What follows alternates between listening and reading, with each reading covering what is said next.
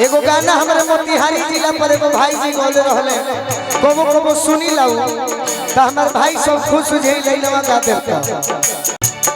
गइला रहल पढ़े न तो जिला मोतिहारिया लड़ौले हो हारूना गइले रहल पढ़े न तो जिला मोतिहारिया लड़ौले हो हारूना हां हां लड़ौले हो हारूना मुहावा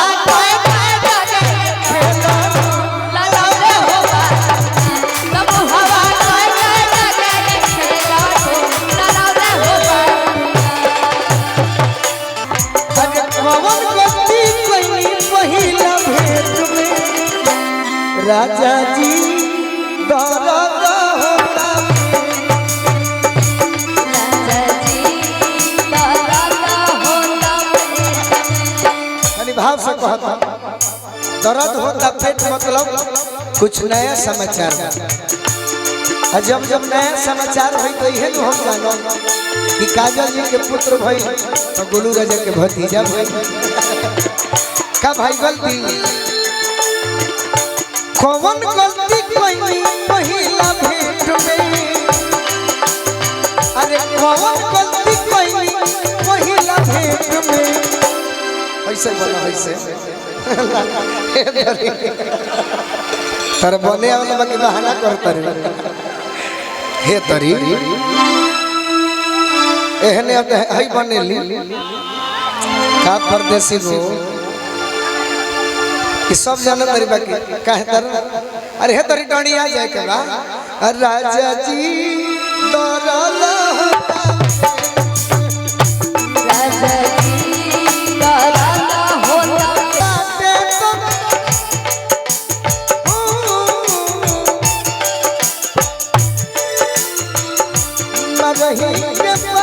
ना ना ऐसे ना ऐसे ना है जो तू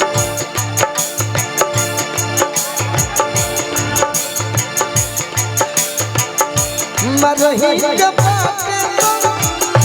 मर दो न जान से मरही के बाटे तो मर दो न जान से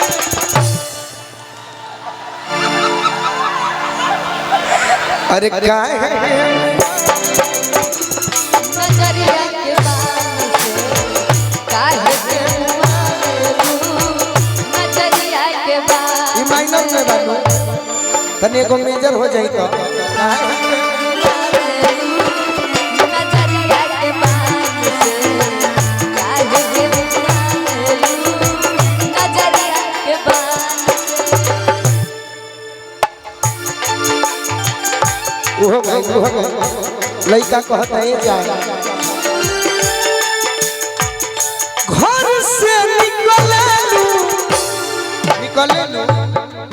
चप्पल पहन के घर से निकले लू सजी सवर के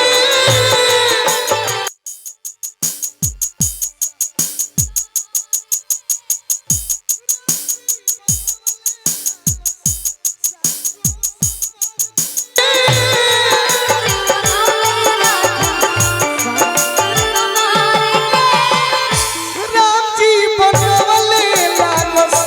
पूरा सफर के दिया दिया काजल इधर भी आपके फैन बुद्धि फेल कइले बारू क्या बात है इधर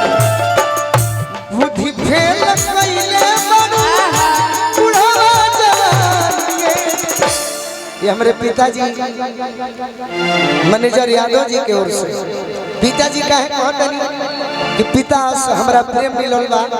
हमरा आशीर्वाद मिलल बा हमरा तरस से ना बोलो अरे बुद्धि फेल कइले बारू बुद्धि फेल कइले बारू बुढ़वा जवान के बक काहे के नजरिया के बान से काहे के नजरिया के बान से काहे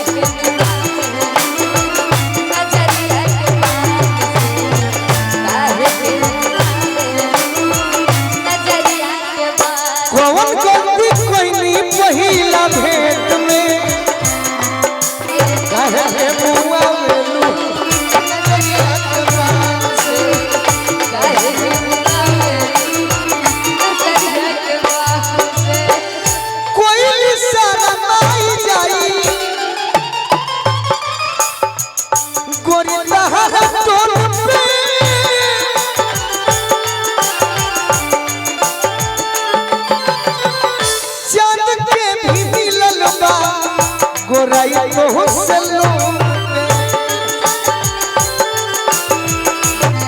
राजा भैया इन्हें तो भीड़ बढ़ले बा लेकिन सबसे महान व्यक्ति बड़े भाई हम छठ बजे खड़ा बा उ लोग के जानते हैं तू लोग खाती कहल जा कि अपना तू भैयवन के अपना तू गोलू के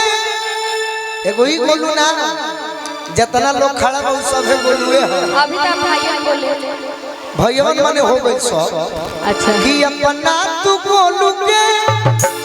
अच्छा के हमारे के भाई मानेला भाई छोट भाई तो सभे के मन के डोला उतर कभी का दिलीप यादव जी जहाँ कहीं भी हो मंच पर आने का कष्ट करें कि अपना तू गोलू के डोला जन ईमान के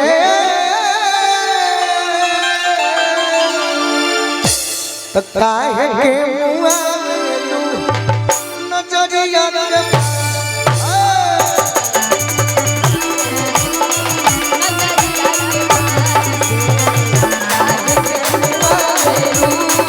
नजरिया के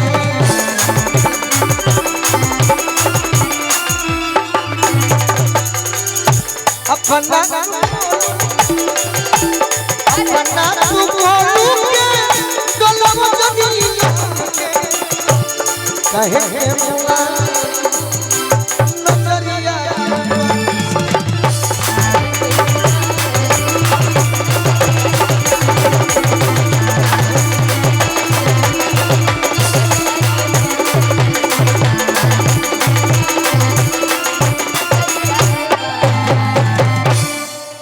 ठीक रहल अब तनी काजल जी के डांस देखी जा दू गो गाना ओकरा बाद हम सुने दू गो प्लीज आपके अपने इच्छा से ठीक है भाई सैड सॉन्ग हम सुनाई